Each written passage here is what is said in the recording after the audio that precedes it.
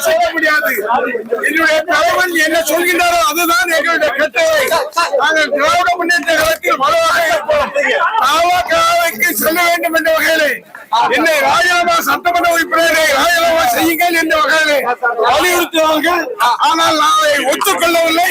எந்த காரணத்தை கொண்டும் என்னுடைய தலைவன் வழியிலே திராவிட முன்னேற்ற வலுவாக இருப்பேன். எவருக்கும்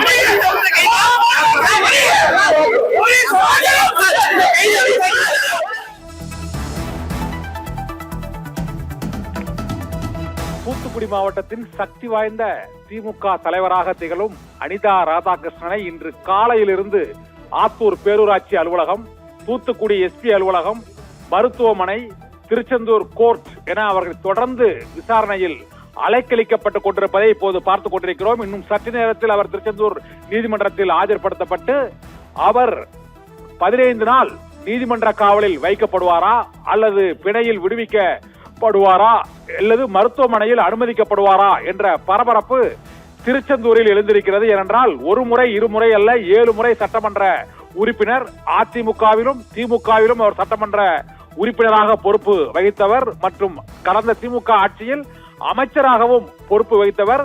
தென் மாவட்டங்களில் திமுகவின் பொறுப்பு தலைவராக இருக்கும் அனிதா ராதாகிருஷ்ணனை இன்று முதலமைச்சர் விஜயை அவதூறாக பேசிய வழக்கில் கைது செய்யப்பட்டிருப்பது ஒட்டுமொத்த தமிழக அரசியலிலும் மிக முக்கியமான பரபரப்பை ஏற்படுத்தியிருக்கிறது. இன்று காலையிலிருந்து 5 மணி நேரம் அவரிடம் தூத்துக்குடி எஸ்பி அலுவலகத்தில் விசாரணை, பேரூராட்சி அலுவலகத்தில் ஆய்வு செய்து கொண்டிருந்த போது கைது.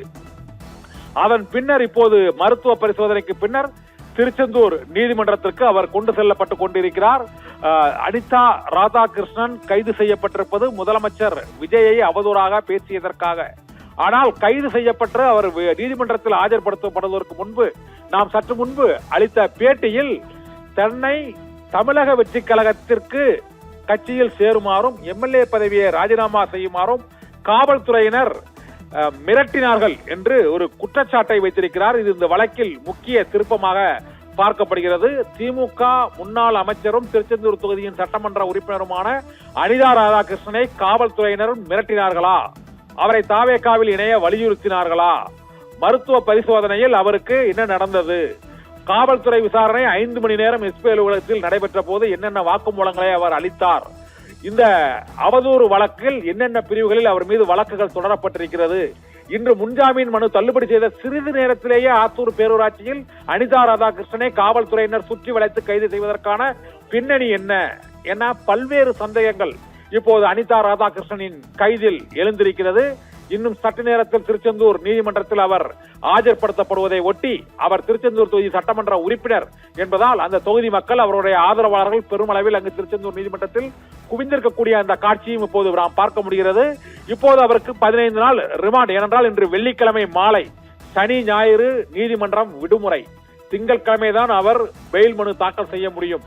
அதற்குள் நீதிமன்றம் பிணையில் விடுவிக்குமா, மருத்துவமனையில் அனுமதிக்குமா, ஜாமீன் கொடுக்குமா, தூத்துக்குடி கிளை சிறையில் அடைக்கப்படுவாரா, பாளையங்கோட்டை சிறையில் அடைக்கப்படுவாரா என்ற பரபரப்பு இப்போது தூத்துக்குடி மாவட்டம் முழுவதும் தொற்றிக் கொண்டிருக்கிறது.